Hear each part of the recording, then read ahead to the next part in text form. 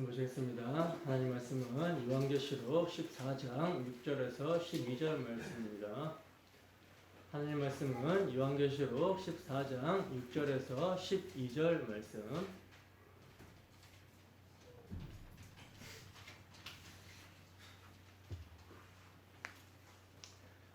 다 찾으셨으면 함께 한 목소리로 합독합니다. 시작. 또 보니 다른 천사가 공중에 날아가는데 땅에 거주하는 자들 곧 모든 민족과 종족과 방언과 백성에게 전할 영원한 복음을 가졌더라. 그가 큰 음성으로 이르되 하나님을 두려워하며 그에게 영광을 돌리라.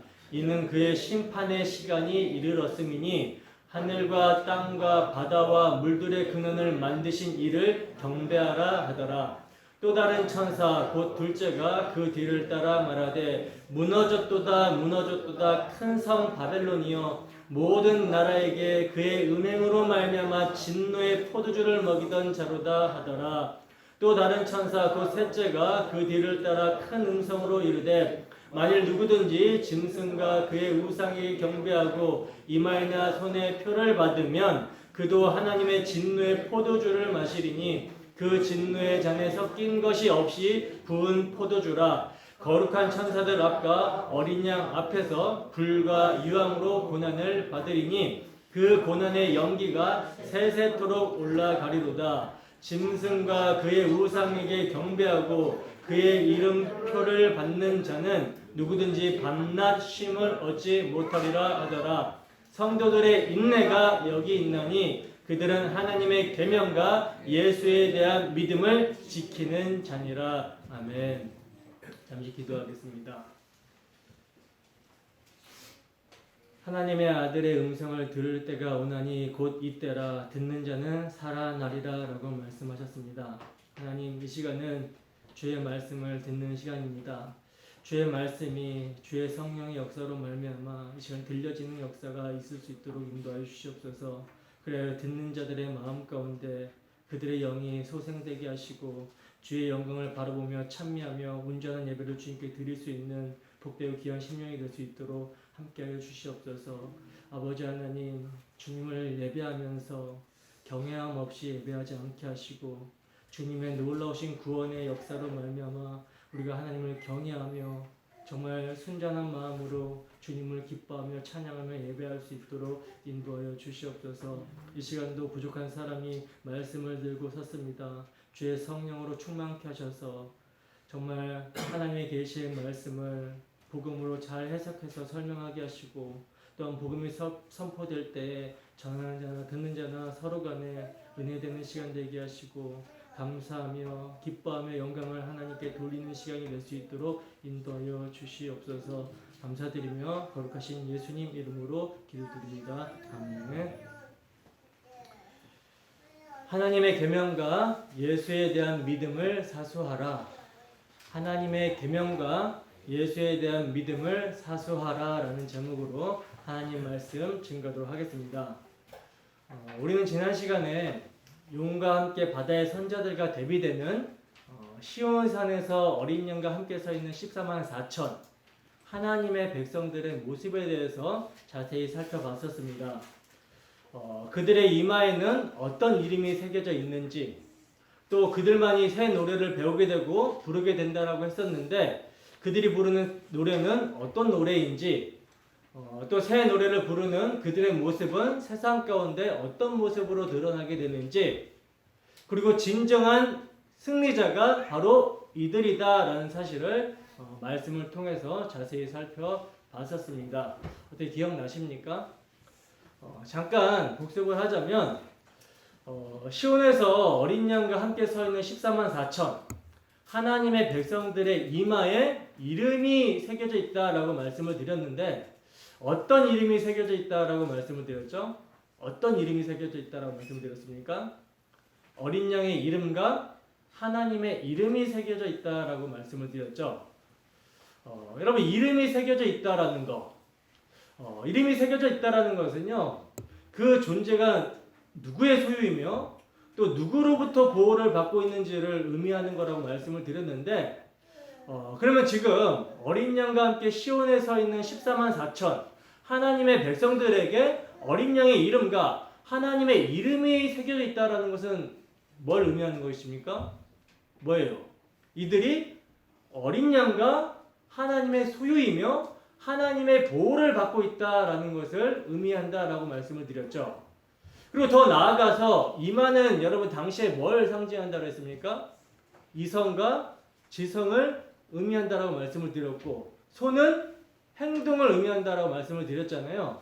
그러므로 이들에게 어린 양의 이름과 하나님의 이름이 새겨져 있다는 것은요, 이들의 삶의 목적과 방향이 어린 양과 하나님의 이름을 위하여 그 영광을 드러내는 것이 목적이라고 말씀하고 있다는 거예요. 그래서 우리의 삶의 방향과 목적이 어린 양과 하나님의 이름, 그 십자가의 영광을 드러내는 것을 목적으로 살고 있는가, 이것을 늘 점검해야 된다라고 말씀을 드렸었죠. 그리고 어린 양과 함께 시온에 서 있는 14만 4천 하나님의 백성들은 그들만 알 수 있는 새 노래를 배우게 된다라고 말씀을 드렸는데, 여러분 우리가 구약과 신약 성경을 통해서 살펴봤을 때 새 노래가 무엇이었습니까? 새 노래가 무엇이었죠? 새 노래는 뭐와 관련이 있다라고 말씀을 드렸어요? 새 노래란 시온의 의미와 연결이 된다라고 말씀을 드렸죠. 시온의 의미가 뭐예요? 시온의 의미는 죽어야 될 자를 대신해서 희생되어진 곳, 그러니까 은혜의 장소라는 의미가 있는데, 여러분 어린 양 예수 그리스도가 이 시온에서 택하신 자들을 대신해서 희생하셨단 말입니다. 그러니까 우리를 죄와 사망의 권세로부터 구원하시고자 죽으시고 부활 승천하심으로 하나님의 언약을 온전하고 완벽하게 이루신 우리 주 예수 그리스도를 알고 배워서 찬양하게 되는 것, 이것이 새 노래라는 거예요. 그래서 여러분 이 새 노래는요, 정말 자신의 죄의 비참함, 자신의 죄를 알고 그 비참함을 아는 가운데 여기서 우리를 구원하시고자 십자가에서 모든 저주를 받으시고 희생하신 예수님의 은혜를 아는 자들만 부를 수 있는 노래라는 거예요. 그러니까 여러분 이 은혜를 모르는 자들은 결코 새 노래를 부를 수가 없다라는 거죠. 이 은혜를 제대로 모르는 가운데 여기서 뭐 찬양한다라고 해도 그 노래가 될지언정 찬송은 되지 않는다라는 거예요. 그러므로 우리 주 예수 그리스도의 속죄함, 대속의 은혜를 아는 자들은 대강 대충 찬양할 수가 없는 것이고, 그리고 또한 찬양의 삶을 마음을 다하여 살아가게 된다는 것입니다. 그리고 새 노래를 부르는 자들의 삶의 모습도 우리가 배웠는데, 삶의 모습은 어떠한 모습으로 나타나게 된다고 말씀을 드렸죠?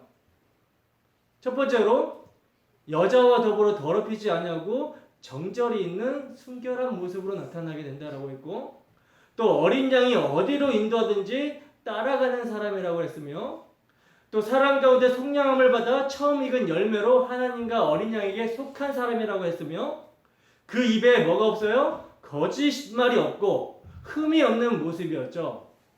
이게 하나님께서 우리 주 예수 그리스도를 통해서 보시는 예수 안에서 새 노래를 부르는 우리의 모습이라는 것입니다.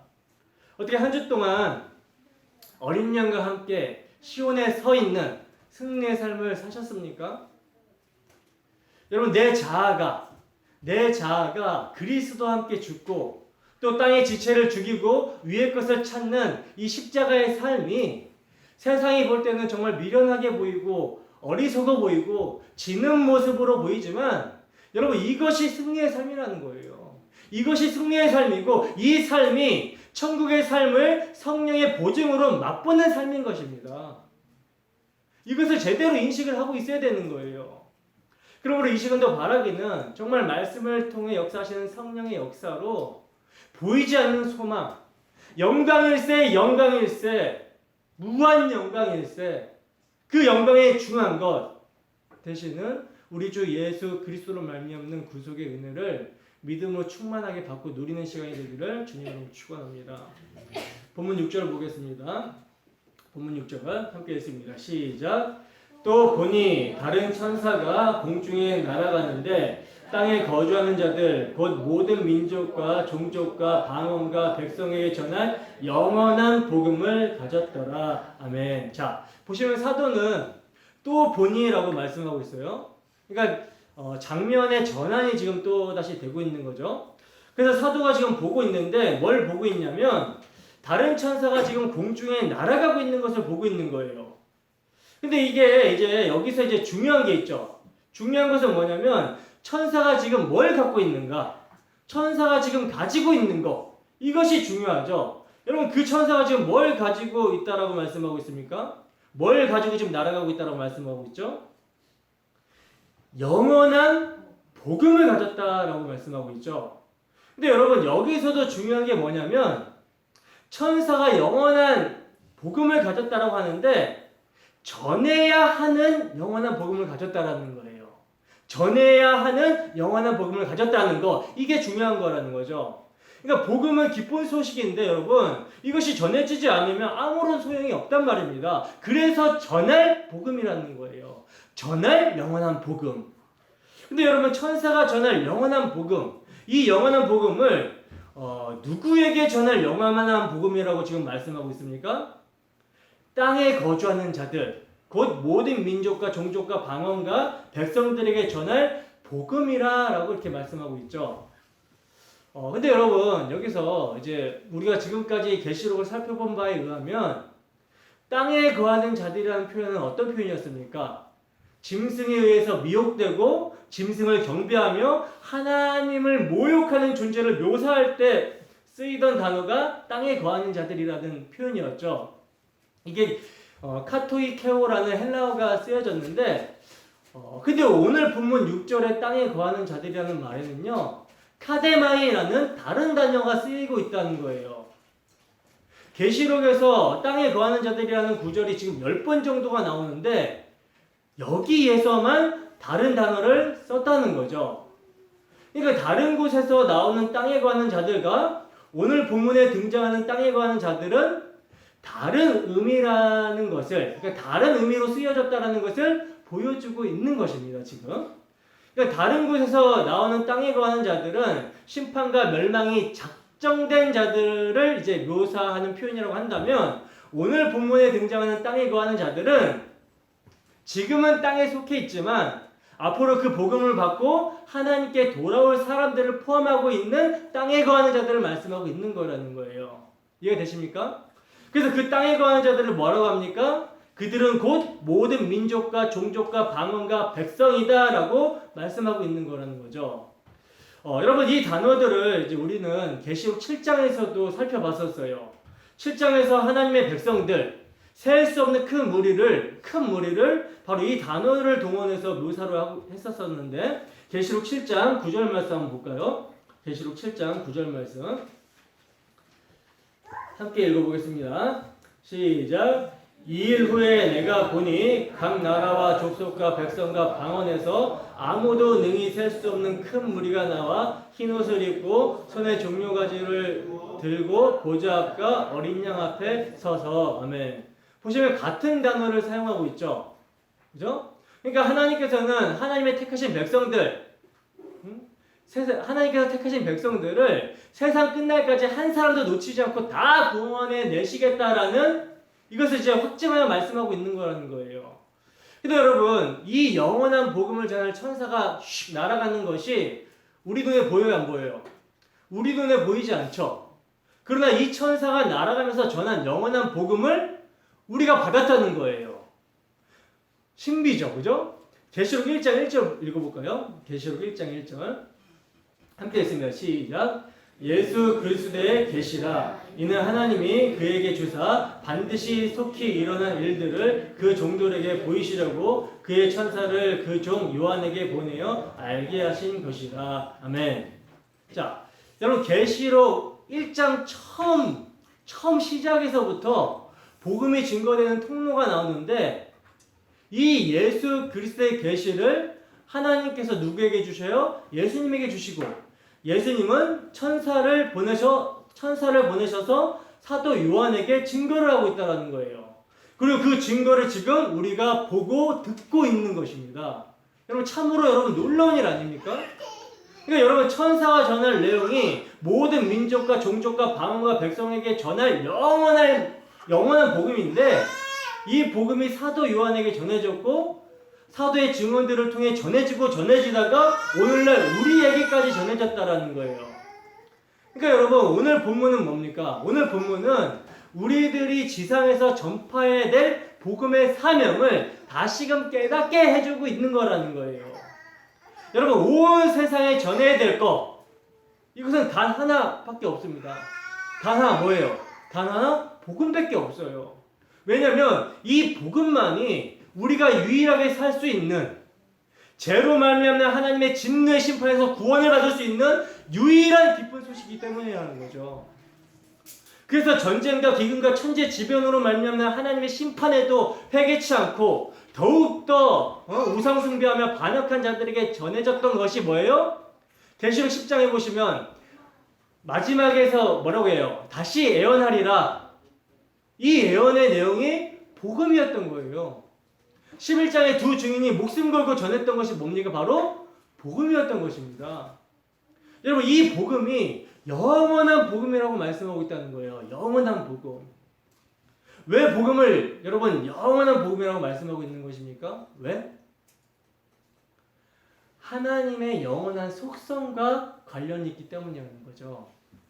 다른 말로 하나님에게서 나온 구원 계획이 복음이며 이 구원 계획의 주체자가 하나님의 아들이며 이 아들이 십자가로 구원을 다 이루셨기 때문에 영원한 복음이다라고 말씀하고 있는 것입니다. 여러분 천지는 없어져도 하나님의 말씀은 없어집니까? 안 없어집니까? 하나님의 말씀은 1.1핵도 없어지지 아니한다고 성경은 증거하고 있다는 거예요. 그 하나님의 말씀을 말씀이 육신이 되어 오신 예수 그리스도께서 이루셨기에 영원한 거예요. 그래서 여러분 이 소식은 성도에게 더욱 위로와 소망을 가지게 한다는 거죠. 왜? 왜냐하면 복음이란 기쁜 소식인데 이 기쁜 소식이 하나님으로부터 나온 영원한 것이기 때문에 성도에게 변함없이 거기에 영속이 되기 때문이라는 거예요. 영원히 속하게 되기 때문이라는 거죠. 근데 여러분 이 복음을 받아들인 자들에게만 해당되는 영원한 기쁜 소식이라는 거죠. 그죠? 복음을 받아들이는 자들에게만 영원한 기쁜 소식이 된다는 거예요. 반면 이 복음을 배척하고 외면한 자들에게는 뭐예요? 영원한 기쁜 소식이 되는 것이 아니라 영원한 저주, 영원한 형벌이 주어지게 된다는 거죠. 그러므로 여러분 복음을 전하는 자들은 복음의 양면을 다 전해야 되는 거예요. 교회는 복음으로 말미암아 믿는 자들에게 구원의 기쁜 소식이 되는 말씀뿐만 아니라 받아들이지 않고 믿지 않는 자들에게는 십자가 도상에서 임한 영원한 저주의 형벌, 즉 심판도 선포해야 되는 것임을 말씀하고 있는 거라는 거죠. 여러분 복음은 말 그대로 복된 소리예요. 좋은 소식이라는 말입니다. 근데 왜 심판의 소식도 전해야 되는가? 여러분 왜 전해야 되는 것입니까? 왜 심판의 소식도 전해야 되는 것이죠? 여러분 사람들이 복음을 좋아한다라고 하는 것은요 사실 반쪽만 들었을 때 그러니까 복음의 혜택 이 반쪽만 들었을 때 좋아한다라고 할 수 있어요. 그러나 복음의 전부를 들으면 좋아하는 사람들이 그렇게 많지 않습니다. 소수라는 것을 항상 볼 수 있다는 거예요. 왜냐하면 복음은요 우리의 육신의 소욕을 살리는 메시지가 아니라 우리의 육적인 것들을 구원하는 메시지가 아니라 죽이는 메시지이기 때문에 그래요.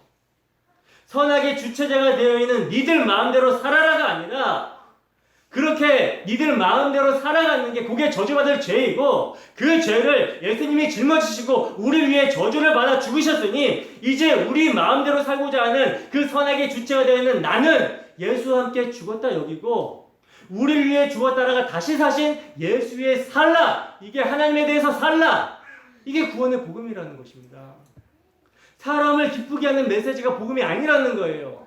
심령이 가난하고 또 가난해져서 정말 십자가의 예수 앞에서 자신의 죄를 보고 애통할 수 있는 자 그들에게만 복음은 기쁜 소식, 영원한 복음이 되는 것입니다. 그렇기 때문에 복음에는요, 복음을 들어야 될 자와 듣지 말아야 될 자를 분리시킨다는 거예요. 복음 자체가 이 역할을 하는 것입니다. 근데 이런 구별이 없이 모든 사람들이 좋아하는 것이라면 여러분 그것은 복음이 아니라는 거예요. 여러분 오늘날 교회에서 어떤 메시지가 선포되고 있습니까? 사람들이 좋아할 만한 긍정적이고 밝은 이야기, 내가 이런 어려움에 처했었는데 하나님의 도움으로 성공했다라는 간증 이야기, 성공 이야기, 이런 이야기들이 즐비하고 있죠. 세상에서 성공하게 해주는 하나님으로 증거되고 있다라는 거예요. 그러니 뭘 들어볼 수가 없어요? 죄에 대해서, 의에 대해서, 심판에 대한 내용은 들어볼 수가 없는 것이죠. 여러분 그러나 이것은 결코 복음이 아니라는 것입니다. 그래서 바울 사도는 뭐라고 합니까? 내가 사람을 기쁘게 하랴 하나님을 기쁘게 하랴. 내가 사람을 기쁘게 한다면 그리스도의 종이 아니니라. 갈라디아서 1장 6절에서 10절 말씀입니다. 갈라디아서 1장 6절에서 10절 말씀 함께 읽어보겠습니다. 시작. 그리스도의 은혜로 너희를 부르신 이를 이같이 속히 떠나 다른 복음을 따르는 것을 내가 이상하게 여기노라. 다른 복음은 없나니 다만 어떤 사람들이 너희를 교란하여 그리스도의 복음을 변하게 하려 함이라. 그러나 우리나 혹 하늘로부터 온 천사라도 우리가 너희에게 전한 복음 외에 다른 복음을 전하면 저주를 받을지어다. 우리가 전에 말하였거니와 내가 지금 다시 말하노니 만일 누구든지 너희가 받은 것 외에 다른 복음을 전하면 저주를 받을지어다. 이제 내가 사람들에게 좋게 하랴 하나님께 좋게 하랴 사람들에게 기쁨을 구하랴. 내가 지금까지 사람들의 기쁨을 구하였다면 그리스도의 종이 아니니라. 아멘. 여러분 오늘 전해지는 말씀이, 지금 선포되고 있는 말씀이 우리의 육신의 소욕에 합하고 즐거운 말씀이 되는지 아니면 괴로운 말씀이 되는지 점검해 보시기 바랍니다. 우리의 육신의 소욕을 죽이는 말씀이 하나님을 기쁘시게 하는 말씀이라는 거예요. 여러분 오늘 본문을 보시면 천사가 전할 내용이 영원한 복음이라고 말씀하고 있습니다. 여러분 복음이 영원하다라는 것은 이 복음이 하나님으로부터 나온 하나님의 속성과 관련이 되어 있다라고 말씀을 드렸죠. 그렇기 때문에 여러분 복음이 영원하다라는 것은요 반드시 복음대로 이루어진다라는 거예요. 이 복음의 내용이 무엇입니까? 성경대로 예수님께서 십자가에서 죽으시고 성경대로 3일 만에 부활한 것이죠. 그리고 부활하신 예수님이 이제 승천하셔서 하나님 보좌 우편에 등극하심으로 말미암아 뭐가 되셨다? 주와 그리스도가 되셨다라는 것입니다. 그래서 지금 온 세상을 다스릴 뿐만 아니라 장차 이 세상을 심판하러 오신다라는 거예요. 이게 가시적 역사 속에서 마지막 약속, 재림이라는 거죠. 그래서 이제 예수님께서 재림하시게 되면 온 세상의 산자와 죽은 자를 다 심판하셔서 영원한 천국과 영원한 지옥으로 분리시킬 거라는 거예요. 이게 영원한 복음의 메시지인데 이게 말씀대로 되어진다라는 거죠. 본문 7절에 있습니다. 함께 있습니다. 시작. 그가 큰 음성으로 이르되 하나님을 두려워하며 그에게 영광을 돌리라. 이는 그의 심판의 시간이 이르렀음이니 하늘과 땅과 바다와 물들의 근원을 만드신 이를 경배하라 하더라. 아멘. 자, 여러분 보시면 영원한 복음을 가진 천사가 지금 큰 음성으로 외칩니다. 뭐라고 외칩니까? 하나님을 두려워하며 그에게 영광을 돌리라. 이는 그의 심판의 시간이 이르렀음이니 라고 지금 외치고 있죠. 여러분 여기서 심판의 시간이 이르렀다라고 하는 것은요 무슨 뜻입니까? 심판이 멀지 않았다라는 뜻이에요. 근데 과연 여러분 사람들이 심판이 이르렀다라는 자세로 살아가고 있습니까? 아니 다른 사람 보지 말고 우리 자신부터 보자고요. 우리는 지금 심판이 이르렀다라는 자세로 살아가고 있습니까? 성경은 분명히 심판이 이르렀다라고 말씀하고 있는데 우리는 심판이 이르는 그 자세로 이 세상을 살아가고 있느냐라는 질문인 거죠. 베드로후서 3장 3절에서 7절 말씀입니다. 베드로후서 3장 3절에서 7절 말씀 함께 했습니다. 시작. 먼저 이것을 알지니 말세에 조롱하는 자들이 와서 자기의 정욕을 따라 행하며 조롱하여 이르되 주께서 강림하신다라는 약속이 어디 있느냐? 조상들이 전후로부터 만물이 처음 창조될 때와 같이 그냥 있다 하니 이는 하늘이 옛적부터 있는 것과 땅이 물에서 나와 물로 성립된 것도 하나님의 말씀으로 된 것을 그들이 일부러 잊으려 함이로다. 이로 말미암아 그때의 세상은 물이 넘침으로 멸망하였으되 이제 하늘과 땅은 그 동일한 말씀으로 불사르기 위하여 보호하신 바 되어 경건하지 아니한 사람들의 심판과 멸망의 날까지 보존하여 두신 것이니라. 아멘.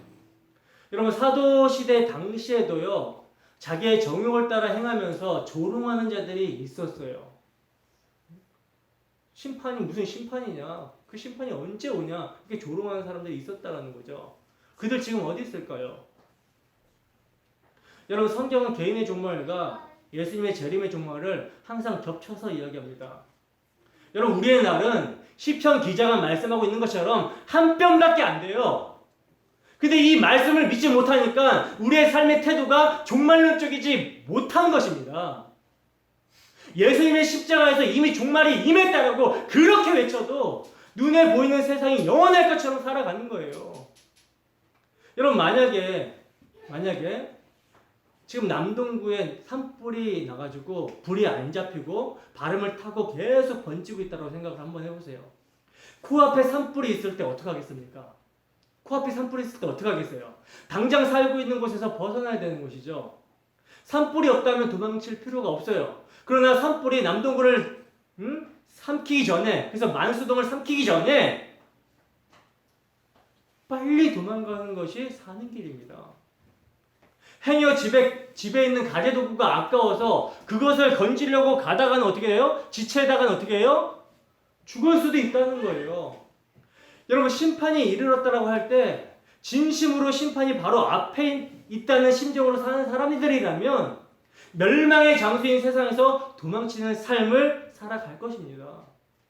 세상에 머물려고 하지 않을 거라는 거예요. 근데 우리는 심판에 대해서 너무 느긋하죠. 왜 느긋할까요? 심판이 멀리 있다라고 생각하기 때문이라는 거예요. 마치 산불이 우리 동네에서 멀다는 것 때문에 느긋한 것처럼 성경에서는 심판이 이르렀다, 곧 이르렀다 라고 말씀하고 있는데도 불구하고 심판이 멀리 있다라고 생각하고 있다라는 거죠. 계시록이 기록된 AD 95년에도 심판이 이르렀다라고 말씀했을 것인데 그로부터 1900년이 넘도록 심판이 없었는데 지금 이르겠는가? 라는 그런 마음이 심판에 대한 말씀에 대해서 느긋하게 하는 거라는 거죠. 죽음에 대해서 말을 해도 느긋해요. 왜? 그 이유도 죽음이 다른 사람들에게는 임할지 몰라도 나에게서는 멀다라는 생각에 빠져있기 때문인 것입니다. 지금 건강하다라는 거, 지금 젊다라는 거, 이런 것들로 인해서 죽음이 나에게 멀리 있다라고 생각하는 거예요. 그래서 죽음에 대해서조차 느긋해지는 것입니다. 너무너무 우매한 거죠. 건강도 젊음도 여러분 죽음에서 우리를 지켜주지 못한다라는 것을 깨닫지 못하고 있는 모습이라는 거예요. 여러분, 심판에 대해서, 죽음에 대해서 우리를 보호해 줄 수 있는 것은요, 아무것도 없습니다, 세상에. 우리는 심판과 죽음에 대해서 완전히 무방비 상태로 노출되어 있는 상태라는 거예요. 우리가 아무리 건강관리를 한다라고 해도 죽음에서 자신을 보호할 수는 없습니다. 왜냐하면 우리의 생사화복은 모두 하나님의 손에 있기 때문이라는 거죠. 그래서 성경은 심판의 때를 노아의 때와 같다라고 하는 것이며 심판이 도둑같이 임한다라고 증거하고 있는 것입니다. 여러분, AD 78년에 베수비오 화산이 폭발하면서 당시 로마의 대도시 중에 하나인 폼페이가 높이 3m의 용암과 화산재로 그대로 묻혀버린 사건이 있었어요. 여러분, 인터넷으로 베수비오 화산 폭발로 순식간에 메모리된 폼페이의 유물을 한번 검색해 보세요. 검색해 보시면 그 유물 발굴 현장에서 발견된 시체들은 정말 죽음을 예견하지 못한 당황스러움이 그대로 나타나 있습니다. 목욕탕, 그러니까 공중 목욕탕에서 목욕하다가 묻힌 사람, 창녀촌에서 발가벗고 죽은 사람, 부엌에서 밥하다가 죽은 아주머니, 놀이터에서 놀다가 죽은 아이들, 심지어는 아이를 낳다가 죽은 산모. 여러분 이렇게 갑자기 닥친 죽음 앞에서 어쩔 줄 모르다가 화석이 된 사람들을 보게 되면요. 심판의 날을 준비하지 않는 세상 사람들의 최후가 어떻게 처참하게 끝날 것인가를 우리는 조금은 미루어서 생각해 볼 수가 있다는 거예요. 여러분 인류의 종말은요. 그렇게 소돔과 고모라 때처럼 노아의 때처럼 아무런 예고도 없이 들이닥칠 것입니다. 그러나 여러분 이건요. 단지 역사 속에서 죽음일 뿐인 거죠. 예수님이 다시 오시는 그 심판의 날은요. 그 도둑같이 이르는 그 심판의 날은요. 십자가에서 하나님의 진노를 온몸으로 다 받으신 죄에 대한 모든 저주를 감당하셨던 예수님이 받으셨던 그 진노의 심판을 받게 된다는 거예요. 감히 상상할 수도 없는 심판이라는 거죠. 근데 여러분 오늘날에는 이 심판을, 이 두렵고 무서운 심판을 교회에서 아이들조차 두려워하지 않아요. 아이들이 지옥이나 심판에 대한 두려움이 없다는 것은 뭡니까? 어른들이 그냥 그렇게 살고 있기 때문이라는 거죠. 온 세상이 지옥을 말하지 않습니다. 영원한 심판을 말하지 않습니다. 그저 눈에 보이는 세상의 영광만 이야기하고 있다는 거예요. 가정이든 교회든 돈이면 좋겠다. 돈이나 있었으면 좋겠다라고 하는 거죠. 그러니 돈이 곧 힘이요 능력인 자본주의의 세상에서 돈을 사랑하니 일만하게 뿌리가 된다는 말을 할 수가 있겠습니까? 그러나 여러분 성경에서 증거하고 있는 복음을 듣는 사람이 있습니다. 그런 사람이 비록 소수라 할지라도 땅끝까지 복음이 증거되는 것은요. 하나님의 택하신 자를 하나도 잃어버리지 아니하고 다 찾기 위해서 복음은 증거가 되고 있다는 거예요. 근데 여러분 단지 하나님의 택하신 자를 찾아내는 작업만 복음이 하는 것이 아니라 복음을 거부하는 자들의 심판도 동시에 행하고 있다는 것입니다. 그러니까 복음을 증거하는 것은 두 가지 일을 동시에 한다는 것이죠. 데살로니가 후서 1장 3절에서 10절 말씀입니다. 데살로니가 후서 1장 3절에서 10절 말씀 함께 읽습니다. 시작.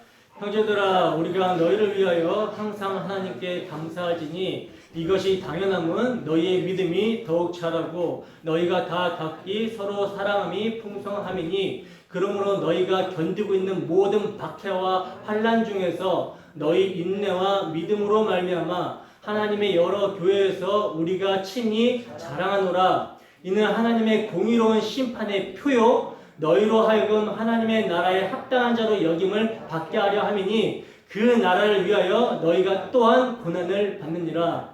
너희로 환난을 받게 하는 자들에게는 환난으로 갚으시고 환난을 받는 너희에게는 우리와 함께 안식으로 갚으시는 것이 하나님의 공이시니 주 예수께서 자기의 능력의 천사들과 함께 하늘로부터 불꽃 가운데 나타나실 때에 하나님을 모르는 자들과 우리 주 예수의 복음에 복종하지 않는 자들에게 형벌을 내리시리니 이런 자들은 주의 얼굴과 그의 힘의 영광을 떠나 영원한 멸망의 형벌을 받으리로다.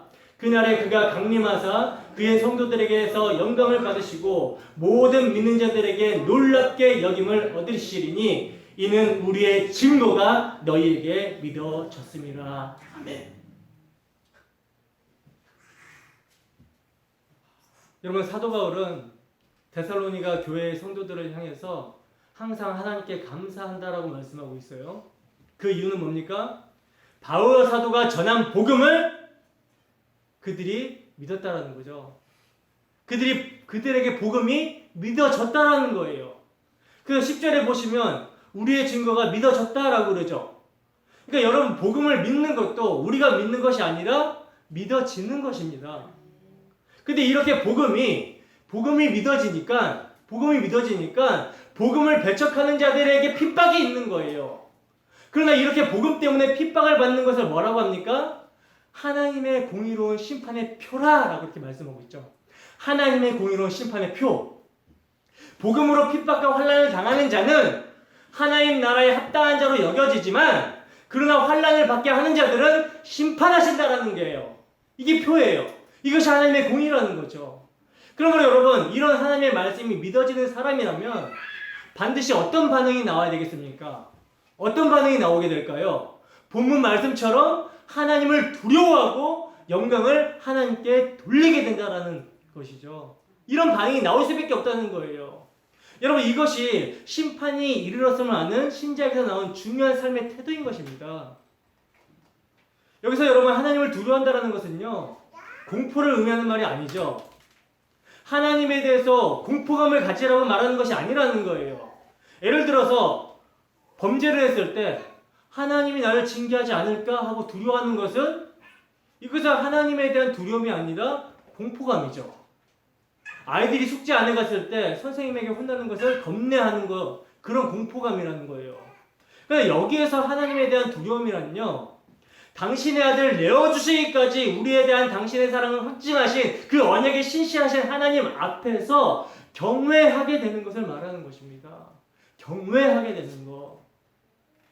여러분 이러한 두려움, 당신의 아들을 정말 죄인 중에 괴수고 지금 당장 지옥의 형벌에 처해도 아무런 불평과 불만을 할 수 없는 그 죄인들에게 하나님의 아들을 내어주시기까지 우리에 대한 당신의 사랑을 확증하신 그 하나님의 사랑 앞에서 정말 경외감을 느끼는 자들, 그들은 예배를 어떻게 드릴까요?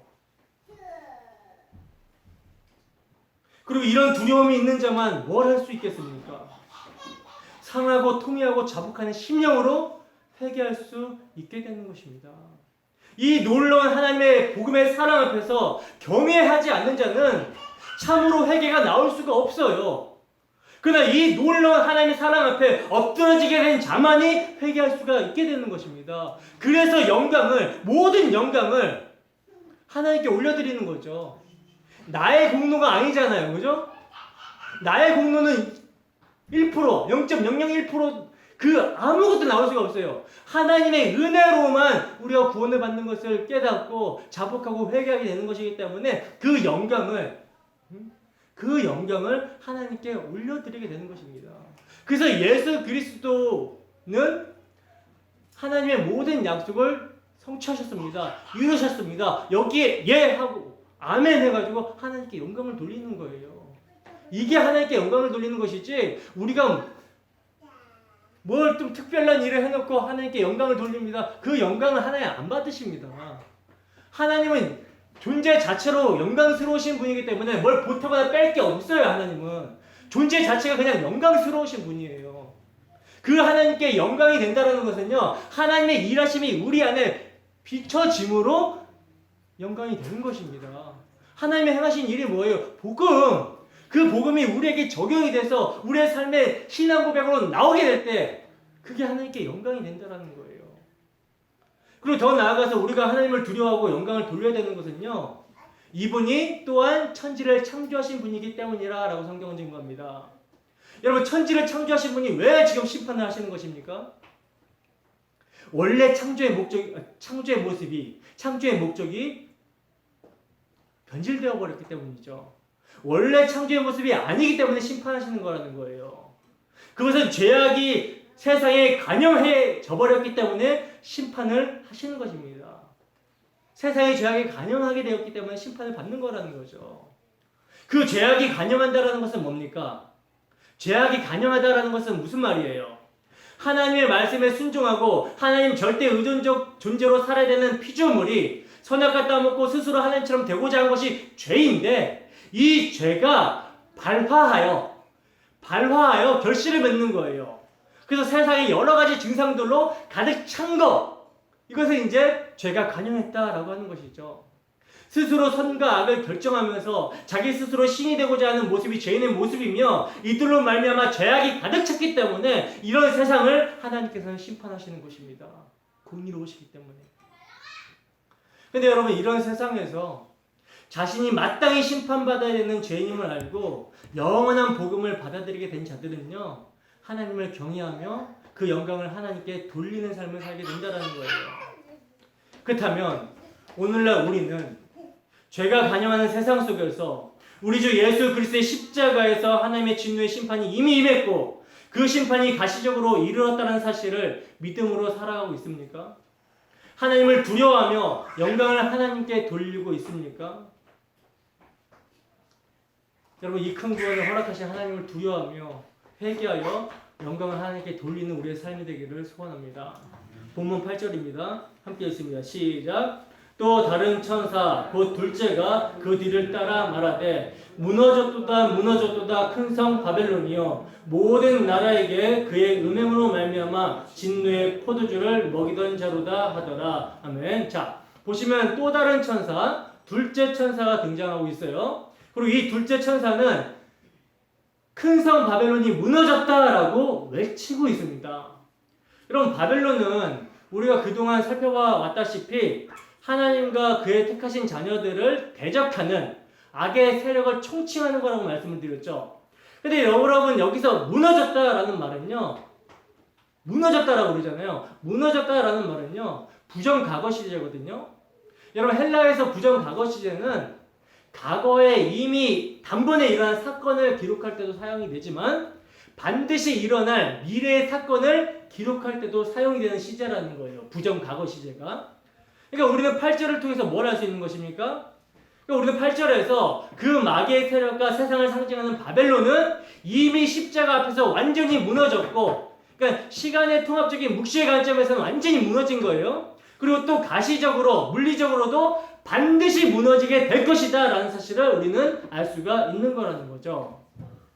근데 여러분, 8절에서 모든 나라에게 그 음행으로 말미암아 진노의 포도주를 먹인 자가 바벨론이라고 지금 말씀하고 있는데, 본문 10절에서는 하나님이 진노의 포도주를 마시게 한다라고 말씀하고 있어요.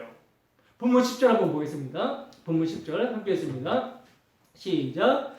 그도 하나님의 진노의 포도주를 마시리니 그 진노의 잔에 섞인 것 없이 부은 포도주라. 거룩한 천사들 앞과 어린 양 앞에서 불과 유황으로 고난을 받으리니. 아멘. 자, 여러분 보시다시피 마귀가 먹이는 진노의 포도주는 원래 누구 것이라는 거예요? 하나님의 것이라는 지금 말씀인 거죠. 그러니까 여러분, 마귀가 세상 사람들을 미혹해서 진노의 포도주를 먹게 만드는 것은요, 하나님의 진노가 하나님의 허락하에 하나님의 심판의 도구인 마귀를 통해 전달되고 있다는 것을 말씀하고 있는 거라는 거예요. 그러니까 복음이 하나님으로부터 예수 그리스도께 전해지고 그리고 천사들을 통해 전달이 되는 것처럼 진노도 그렇게 전달이 되고 있다는 거죠. 여러분, 우리는 자꾸 이 세상을 하나님과 마귀가 싸우는 곳이라고 생각을 하게 되는데, 그런데 여러분, 마귀는 피조물입니다. 피조물. 그는 전능하신 하나님과 싸울 대상이 아니라는 거예요. 여러분, 세상의 모든 일은요, 그 모든 일은 그의 뜻대로 결정하시는 하나님의 작정 하에서 움직여주고 있다는 거예요. 하나님은 지금 하나님 나라의 완성을 위해서 하나님 나라가 완성되기까지 마귀를 도구로 사용하고 계실 뿐이라는 것입니다. 여러분, 우리 성도의 구원은요, 마귀로부터 구원이 아니에요. 여러분, 구원은 어디서부터 구원입니까? 여러분, 구원은요, 죄로 말미암는 하나님의 진노로부터 구원입니다. 우리 성도들은 하나님의 진노로부터 구원을 얻는다는 거예요. 그러면 여러분, 마귀의 세력과 그 마귀를 추종하는 예수 그리스도를 알지 못하는 모든 죄인들은요, 하나도 빠짐없이 하나님의 진노의 포도주 잔을 받게 됩니다. 근데 그 진노의 포도주가 어떤 포도주라고 말씀하고 있어요? 섞인 것이 없는 포도주라고 그러죠. 섞인 것이 없는 포도주. 여러분, 초대교회 당시 사람들은요, 포도 비율을 3대1, 3대2, 1대1 이런 비율로 마셨거든요. 그러니까 물을 섞지 않고 원액 그대로 포도주만 마실 때는요, 야, 오늘 그냥 진탕 취하겠다, 완전히 취하겠다, 이럴 때 빼고는 다 섞어 마셨어요, 물을. 그러니까 섞인 것이 없는 포도주를 마시게 된다는 것은 뭡니까? 무서운 하나님의 심판이 거칠 것 없이, 거치는 것 없이, 뭐가 더해지고 그런 섞이는 것 없이 그대로 부어진다는 것을 말씀하고 있는 거라는 거예요. 여러분, 바로 우리가 거기에서부터 구원을 받은 것입니다. 예수 그리스도를 말미암아 건짐을 받게 된 거라는 거죠. 이게 구원이에요, 여러분. 근데 여러분, 여기서 하나님의 진노를 먹게 될 자들도 동사가 뭐냐면 과거 완료 시제예요. 그러니까 이미 하나님의 진노의 포도주잔을 마시게 되어 있는 자들, 정해져 있다는 거죠. 그러므로 복음이 전해지면 이게 구분이 되는 것입니다. 믿고 회개하는 자와 배척하는 자. 믿지 않은 자들은 이미 뭐예요? 그 믿지 않음으로 이미 정죄를 받은 거예요. 본문 9절에서 11절 있습니다. 본문 9절에서 11절 함께 했습니다. 시작. 또 다른 천사 또 셋째가 그 뒤를 따라 큰 음성으로 이르되 만일 누구든지 짐승과 그의 우상에 경배하고 이마에나 손에 표를 받으면 그도 하나님의 진노의 포도주를 마시리니 그 진노의 잔에 섞인 것 없이 부은 포도주라. 거룩한 천사들 앞과 어린 양 앞에서 불과 유황으로 고난을 받으리니 그 고난의 연기가 세세토록 올라가리로다. 짐승과 그의 우상에 경배하고 그의 이름의 표를 받는 자는 누구든지 밤낮 쉼을 얻지 못하리라 하더라. 아멘. 자, 여러분 9절에서 짐승과 그의 우상에 경배하고 라는 표현과 이마와 손에 표를 받으면 이라는 말이요, 현재 시제예요. 현재 시제. 그리고 11절에도 보시면 고난의 연기가 세세토록 올라간다라는 표현이나 우상에게 경배하고 표를 받는 자 밤낮 쉼을 얻지 못한다라는 이 표현들도 다 현재 시제예요. 여러분 헬라어에서 현재 시제는 현재 진행형을 나타내는 말이거든요.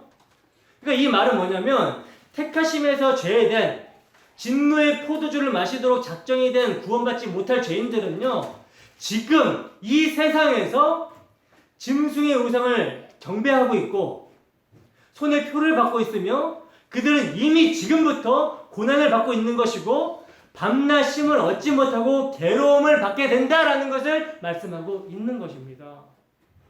이 말은 이미 그들은 이 땅에서 심판을 받고 있는 중이라는 거예요.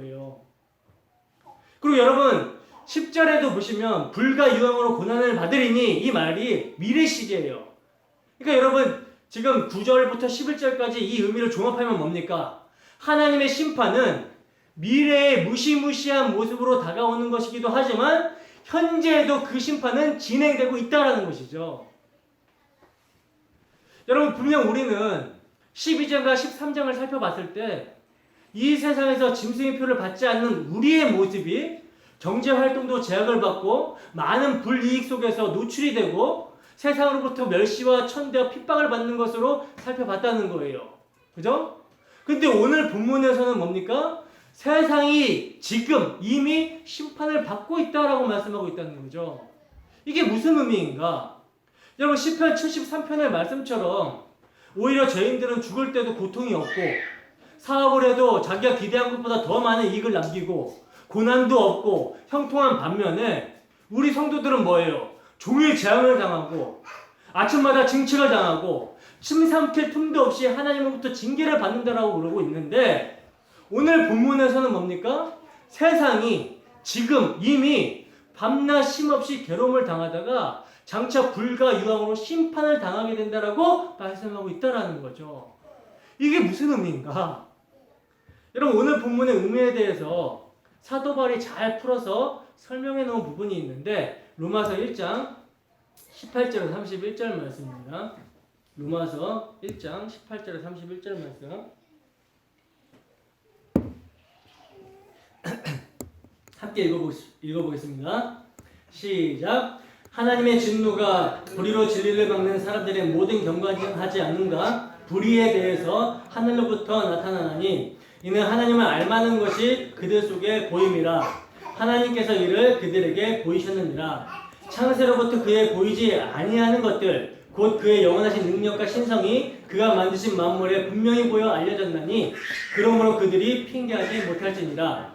하나님을 알되 하나님을 영화롭게도 아니하며 감사하지도 아니하고 오히려 그 생각이 허망해지며 미련한 마음이 어두워졌나니 스스로 지혜있다 하나 어리석게 되어 썩어지지 아니하는 하나님의 영광을 썩어질 사람과 새와 짐승과 기어다니는 동물 모양의 우상으로 바꾸었느니라. 그러므로 하나님께서 그들을 마음의 정욕대로 더러움에 내버려 두사 그들의 몸을 서로 욕되게 하게 하셨으니 이는 그들이 하나님의 진리를 거짓 것으로 바꾸어 피조물을 조물주보다 더 경배하고 섬김이라. 주는 곧 영원히 찬송할 이시리로다. 아멘. 이 때문에 하나님께서 그들을 부끄러운 욕심에 내버려 두셨으니 곧 그들의 여자들도 순리대로 쓸 것을 바꾸어 영리로 쓰며 그와 같이 남자들도 순리대로 여자 쓰기를 버리고 서로 향하여 음욕이 부릴 듯하며 남자가 남자와 더불어 부끄러운 일을 행하여 그들의 그릇 때문에 상당한 보응을 그들 자신이 받았느니라.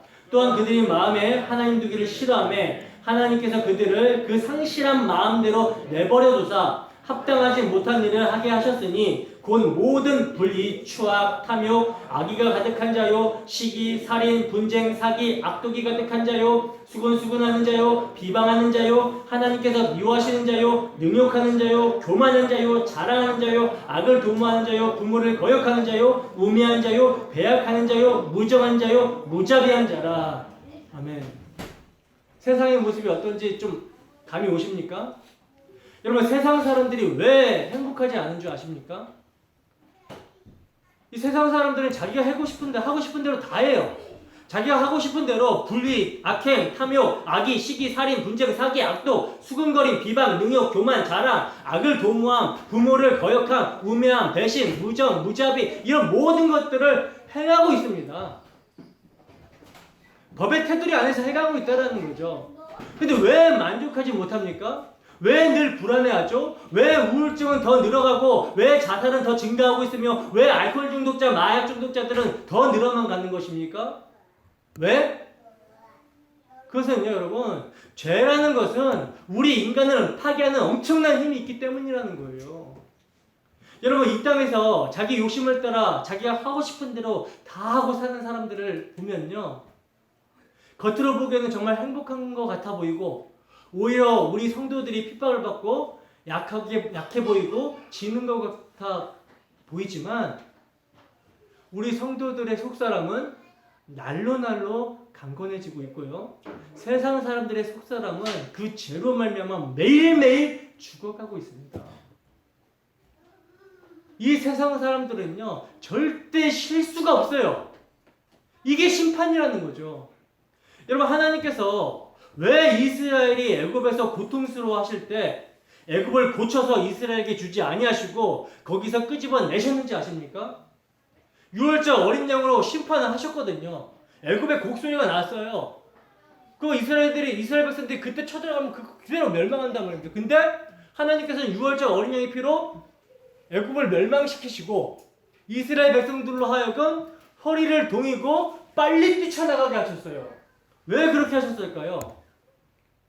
여러분, 아시다시피 애굽은요, 수시로 왕조가 바뀌던 나라였어요. 정통성이 없는 수시로 왕조가 바뀌던 나라였어요. 요셉이 총리로 있을 때 기마민족인 힉소스 왕조가 애굽의 왕조였고요. 그리고 애굽의 여왕이었던 클레오파트라는 헬라의 그러니까 톨레미 왕조였습니다. 그럼 여러분, 쉽게 생각해서 쉽게 하나님께서 당시 애굽의 왕조였던 모세를 왕으로 만드셔서 그냥 왕조를 바꿔버리면 됐잖아요. 200만이 넘는 이스라엘 사람들에게 아예 애굽을 주셨어도 되지 않았을까라는 생각이 안 드십니까? 여러분, 애굽은요, 나일강이 흐르는 삼각주 땅입니다. 곡창지대였어요. 얼마나 좋은 땅이에요. 그리고 거기는요, 물 한 바가지를 부으면 쌀이 한 마리 늘어나는 곳이며 부추와 고기와 마늘이 있는 곳이었어요. 근데 왜 하나님께서는 이스라엘을 거기서 끌어다가 광야로 집어넣으시고 광야를 거쳐서 천수답 농사를 지어야 되는 가나안 땅에다가 집어넣었냐는 거죠. 왜 넣으셨을까요? 왜냐하면 하나님께서는 진짜 인간에게 복이 무엇인지를 우리에게 가르쳐 주시기 위해서 이스라엘을 그렇게 이끌어 가셨다는 거예요. 여러분, 죄인들은요, 물 10바가지 부으면 쌀 10바가지가 더 나는 곳에서는 쉴 수가 없습니다. 인간의 욕심이라는 것이 똑같은 환경에서 누가 나보다 더 많이 갖는 것을 참아낼 수가 없다는 거죠. 그래서 밤에 자다가도 옆집 사람이 바가지를 들고 나가면 자기도 따라 나가가지고 옆집 사람보다 한 바가지라도 더 붓고 와야 직성이 풀리는 것이 죄인된 본성이라는 거예요. 그러니 그들은 도저히 쓸 수가 없죠. 근데 여러분, 이것이 심판입니다. 심판이에요, 이게. 근데 반면에 퍼부을 물이 없어서 하늘만 바라봐야 되는 천수답 농사를 지어야 되는 가나안에 사는 사람들은요, 씨를 뿌려놓고 마음 편히 잠들 수가 있는 거예요. 왜? 어차피 하늘에서 비를 내려주셔야 농사가 되는 것이기 때문에 하나님이 주시면 먹고 안 주시면 굶어야 되는 것이죠. 이걸 알기 때문에 누구와 경쟁할 필요도 없고 누구를 시기할 필요도 없는 것입니다. 이게 누구의 삶이에요? 성도의 삶이라는 거죠. 우리에게 주어지는 모든 것은 하나님께서 우리 각자에게 필요한 만큼 주신다는 것을 우리는 알기 때문에 욕심 부리지 않고 남들을 시기하거나 질투하지 않고 자기 자리에서 최선을 다할 수가 있는 것입니다. 그게 바로 주 안에서 힘이라는 거예요. 그러나 주 밖에 있는 자들, 짐승과 그의 우상에 경배하고 그 이름의 표를 받은 자들은요, 지금 이 땅에서부터 밤낮 쉼을 얻지 못하고 종국에는 영원히 쉼을 얻지 못하는 지옥에 가게 되는 것입니다. 여러분, 만약 예수를 믿는다는 우리가 하나님으로 만족하지 못하고 하나님이 아닌 세상의 것들, 즉 우리가 스스로 우리 인생에서 만들어 놓은 그런 우상을 쫓고 여전히 이 세상의 헛된 것들, 힘을 추구하고 있다면 우리는 절대 밤낮 쉼을 얻을 수가 없을 거라는 거예요. 왜냐하면 계속 전진해야 되고 계속 올라가야 하기 때문이라는 거죠. 여러분, 우리는 예수 믿음으로 여기에서 빠져나와서 참 쉼을 얻는 자들입니다. 수고하고 무거운 짐진 자들아 다 내게로 오라 하신 예수께로 가서 그 예수님께서 우리의 죄짐을 어떻게 해결하셨는지 본 자들이라는 거예요. 그러므로 이 은혜를 아는 자들은 이 세상에서 아무것도 가진 것이 없어도 심지어 병마에 시달리면서도 행복하게 기쁘게 하루하루가 가는 것을 감격 속에서 맞을 수가 있는 것입니다. 그럼 여러분, 우리는 어떤 사람들입니까 지금? 어린 양이 이끄는 대로 따라가면서 세상에 가진 것이 별로 없어도 많이 배우지 못했어도 하루하루 그리스도 예수 안에서 하나님의 거룩한 성품에 참여하는 자신의 모습을 발견하면서 진짜 우리의 생명이신 예수로 행복하게 살고 계십니까? 아니면 많이 가졌고 남들이 부러워하는 조건을 가졌음에도 불구하고 여전히 오늘이 가는 것을 불안해하십니까? 그 여러분들에게 주어진 하루라는 시간을 흘려보내시면서 여러분들은 이제 우리 주님 만날 날이 하루 더 가까워졌구나 하면서 기대에 부푸십니까? 아니면 이 세상에서 살 날이 하루가 줄었구나 하면서 불안해하고 계십니까? 여러분, 우리는 우리 주 예수 그리스도의 십자가를 통해 세상의 현실을 직시할 수 있어야 되는 것입니다. 세상 사람들이 약삭빠르고 겉모술수와 임기응변을 이용해서 우리들보다 더 편안하고 더 풍요롭게 사는 것처럼 보이지만 그들은 지금 심판을 받고 있는 중이라는 거예요. 그들의 삶에는 절대 쉼이 없습니다. 그리고 그렇게 쉼이 없다가 종국에는 영원히 쉬지 못하는 그 불과 유황이 있는 지옥에 가게 될 거라는 거죠. 그러나 하나님을 알고 예수 그리스도를 아는 성도들의 삶은요, 십자가 앞에 서서 자기를 부인하고 인내하고 사랑하고 용서하고 겸손하게 살기 때문에 힘들고 어려워 보여도 그러나 거기에 뭐가 있어요? 진정한 힘이 있다는 거죠. 그 예수 안에 진정한 힘이 있다는 거죠. 그런데 여러분, 이렇게 세상은 지금 심판을 받고 있으면서도 이미 심판을 받고 있으면서도 참된 힘을 얻지 못하고 괴로움을 당하고 있으면서도 마치 세상의 가치가 행복을 주고 쉼을 줄 것처럼 사람들을 유혹합니다. 여러분, 모든 나라를 그 음행으로 인하여 진노의 포도주를 마시게 하는 바벨론이 하는 짓이 무엇입니까? 하는 짓이 뭐예요? 세상에 힘만 있으면 된다라고 유혹을 하며 그 힘을 숭배하게끔 하죠. 물론 그 배후에는 에베미오, 용이오, 사탄이라고 하는 대적이 그렇게 만들어가는 것입니다만 지금 세상은 거대한 전쟁의 소용돌이 속에 들어가고 있는 거라는 거예요. 한참 전쟁이 벌어지고 있는 것입니다. 그 전쟁이 어떤 전쟁입니까? 바닷가에 선 짐승의 세력과 시온산에 선 어린 양의 싸움이라는 거죠. 그러므로 이 전쟁의 틈바구니에서 성도는 핍박을 받는 거라는 거예요. 짐승에게 경배하지 않고 그 짐승의 표를 받지 않는다는 것은요, 세상이나 세상에 속한 것을 사랑하지 않는 것이며 어린 양의 길로 가는 것입니다. 그래서 핍박이라는 거예요. 물론 이거 우리 힘으로 가는 것이 아니라 어린 양이 이끌려서 가는 거죠. 근데 핍박이라는 거예요. 어느 누가 세상이나 세상에 속한 것들을 사랑하지 않을 수 있겠느냐라고 질문할지 모르겠지만 어린 양의 생명책에 그 이름이 기록된 사람은요, 세상이나 세상에 속한 것을 최종 목표로 삼을 수가 없다라는 거예요. 어린 양이 주가 되셔서 끌고 가고 있기 때문이라는 거죠. 그러므로 성도에게 고난이 많은 것입니다. 그러나 성경은 여러분, 이 고난과 핍박은요, 잠시 잠깐이래요. 찰나래요. 물론 고난과 핍박을 당하는 그 순간은 도대체 이것이 언제 끝날지 너무나 길어 보일 수가 있죠. 그래서 성경은 그런 성도들에게 말씀하고 있는 것입니다. 12절 보십시다. 본문 12절 함께 했습니다. 시작. 성도들의 인내가 여기 있나니 그들은 하나님의 계명과 예수에 대한 믿음을 지키는 자니라. 아멘. 여러분, 성도들의 인내가 여기 있다라고 합니다. 우리 눈에 세상이 막 불에 타고 있고 고통받고 있는 극명한 모습이 보이게 되면 이거 유혹받지 않을 텐데, 마치 세상이 어떻게 보여요?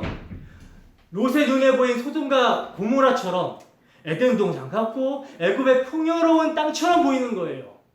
근데 여러분, 우리가 주목해야 되는 것은요, 보이는 것이 아니라 보이지 않는 하나님의 약속을 믿음으로 주목해야 되는 것입니다. 그래서 여기에 인내가 있는 것이고 그들을 하나님의 계명과 예수 믿음을 지키는 자라고 성경은 증거하고 있는 거라는 거죠. 여기서 하나님의 계명을 지키는 것과 예수를 믿는 것이 따로 있는 것이 아니라 예수 믿는 것이 하나님의 계명을 지키는 거예요. 왜? 하나님의 계명을 완성하신 분이 예수님이기 때문에 예수를 믿는 것이 하나님의 계명을 지키는 것입니다. 그리고 이렇게 믿어진 자들에게 인내를 말씀하고 있는 거라는 거죠. 로마서 5장 1절에서 6절 말씀입니다. 함께 했습니다. 시작. 그러므로 우리가 믿음으로 의롭다 하심을 받았으니 우리 주 예수 그리스도를 말미암아 하나님과 화평을 누리자. 또한 그로 말미암아 우리가 믿음으로 서 있는 이 은혜에 들어감을 얻었으며 하나님의 영광을 바라고 즐거워하느니라. 다만 이뿐 아니라 우리가 환난 중에도 즐거워하나니 이는 환난은 인내를, 인내는 연단을, 연단은 소망을 이루는 줄 알미로다. 소망이 우리를 부끄럽게 하지 아니함은 우리에게 주신 성령으로 말미암아 하나님의 사랑이 우리 마음에 분바됨이니 우리가 아직 연약할 때에 기약대로 그리스도께서 경건하지 않은 자를 위하여 죽으셨도다. 아멘. 여러분, 경건치 않은 우리를 위해서 그리스도께서 죽으셨습니다. 우리가 이것을 우리에게 주신 성령으로 말미암아 하나님의 사랑이 어떠한지를 알게 되었다라는 거예요. 그래서 우리는 믿음으로 하나님의 영광을 바라보고 즐거워하는 것입니다. 이 믿음으로 환난 중에서도 즐거워하며 그 환난은 인내를, 인내는 연단을, 연단은 소망을 이루는 줄을 알게 된다라는 거죠.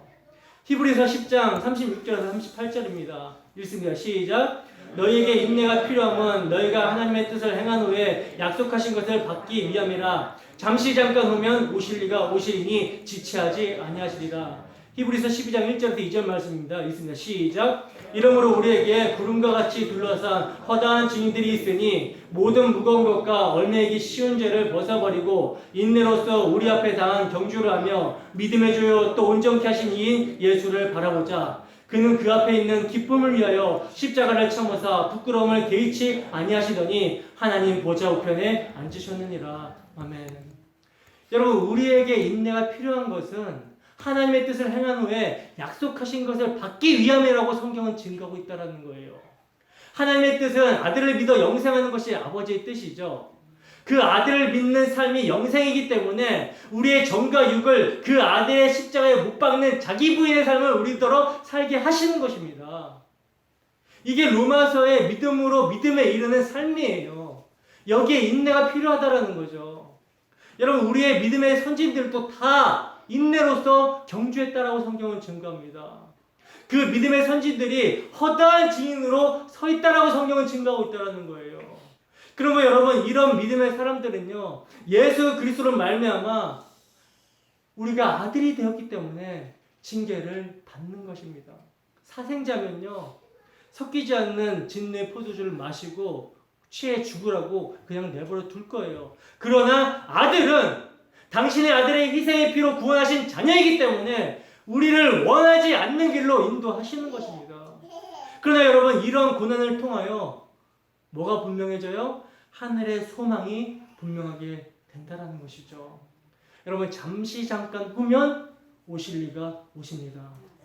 십자가에서 이루신 그 심판이 가시적으로 임할 심판의 시간이 이르렀다는 거예요. 바벨론, 그 세상이 망하는 날이 우리에게 기쁨의 소망의 날이 되려면 우리가 오늘이라는 주어진 이 시간에 어떻게 살아야 하겠습니까? 우리를 죄와 사망의 권세로부터 우리를 구원하시기 위해 죽으시고 부활 승천하시사 오늘도 우리를 위하여 하나님 보좌 우편에서 중보하고 계시는 그리스도를 인식하며 믿음으로 회개하고 우리 주 예수 그리스도의 십자가를 붙들고 믿는 거로 자랑하며 살아가야 되는 것입니다. 여러분, 복음이 영원한 것처럼 심판도 영원하다라는 사실을 인식하시고 한 주도 우리 주 예수 그리스도의 복음을 누리며 그 주님을 인내와 소망 가운데 기쁨으로 기다리는 우리 모두가 되기를 주님의 이름으로 축원합니다. 기도하겠습니다.